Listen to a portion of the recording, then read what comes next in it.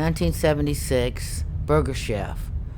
Burger Chef was a fast food restaurant, and one was just built up the street from my neighborhood. I wasn't quite 16. Oh, no. I wasn't 15, and I was 14. I wasn't 15, and you had to be 15 in order to work. So I filled out an application, wrote, and I lied about my age on the application. I met this guy. He was 18.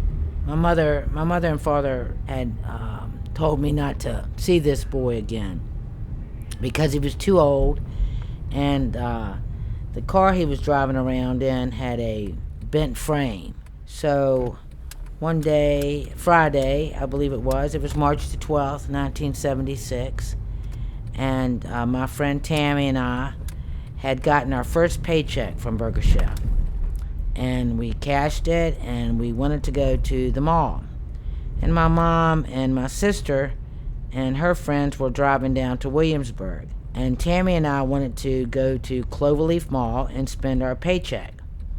So my mom took Tammy and I and dropped us off at Cloverleaf Mall. I think it was like at 9 o'clock in the morning. And I guess we were going to stay there all day while they went shopping in Williamsburg. So, I don't recall any of this because of the head injury that I suffered that day.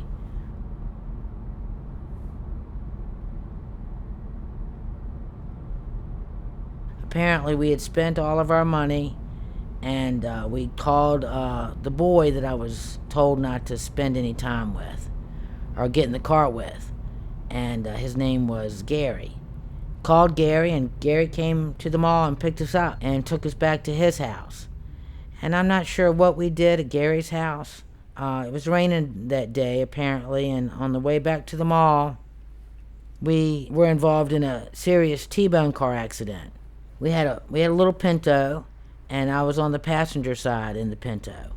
And we had been T-boned at 55 miles an hour.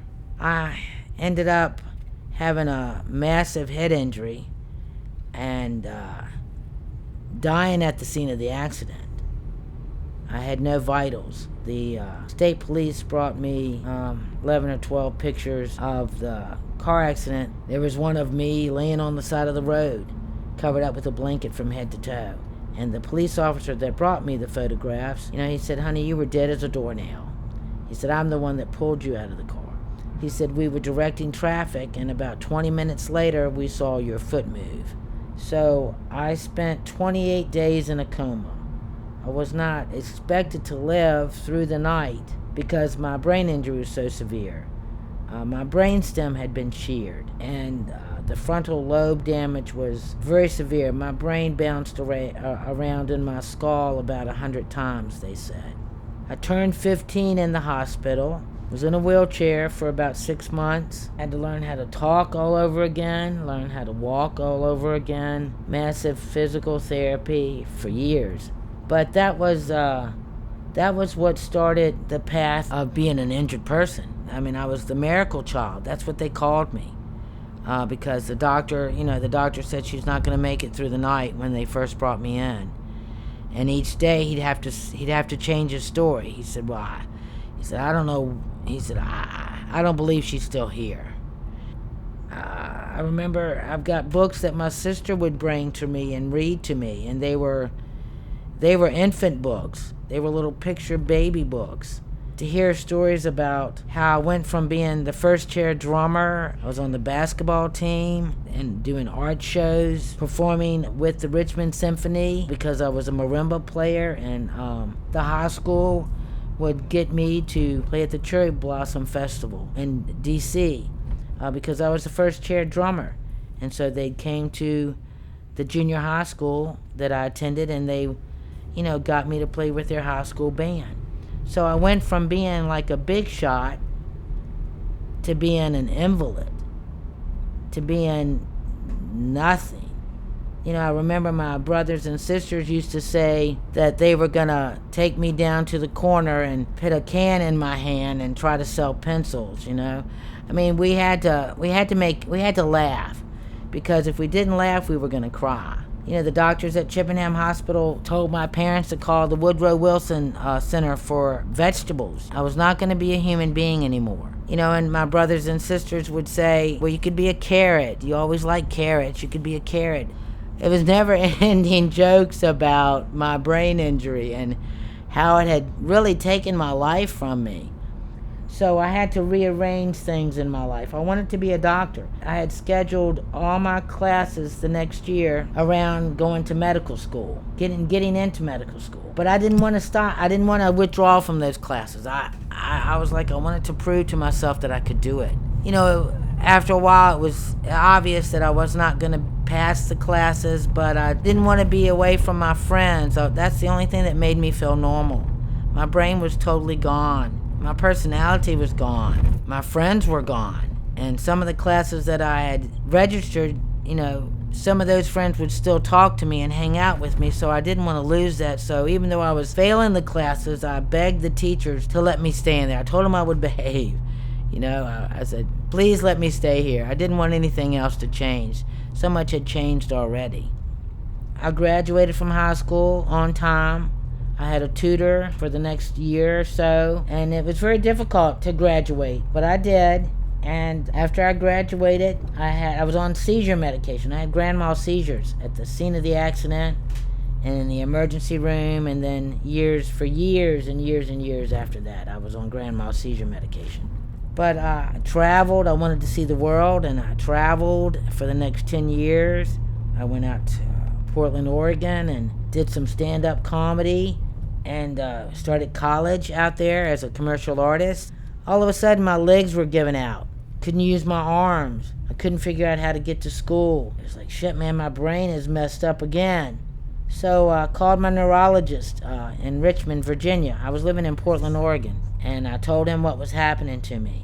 And I was still on anti-seizure medication. I was having seizures periodically, but I wasn't telling anybody because I was so afraid. I didn't know what was happening. So he brought me home and took me off my seizure medication because he thought maybe that was causing the problem. So 3 months, no driving, no being left alone, no traveling, no anything, until he figured out what was going on with my brain. They thought everything was fine. Everything got a little bit better, and then things started getting worse again. And I couldn't wash the dishes. I couldn't make dinner. I was having trouble again with my brain. I go get help, and these people are making fun of me. Yeah, I don't understand why they're making fun of me because, at the last hospital, I was a miracle child, and people treated me with respect and compassion.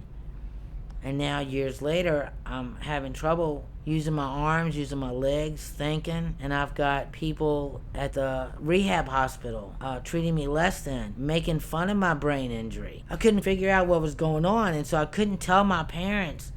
I couldn't tell my doctors. I couldn't tell anybody because I thought I was going to get in trouble because these were professionals. These were medical professionals. These are directors of Sheltering Arms Hospital. And they're making fun of me? I couldn't figure it out cognitively. They would physically mock my body spasms that I was having that were being caused by the 3 cysts growing in my spinal cord from the 3 spinal cord injuries I had. And here I have a director of a rehab hospital rolling her eyes at me, holding my feet while I'm having a seizure, and I asked her to send me to a neurologist, and she laughs and says no. And she lets people that work for her hospital at the Midtown Center bully me to the floor and tell me I can stop pretending to have a level 1 brain injury. No one there believes me. So, I had no idea, but cognitively, I didn't understand it.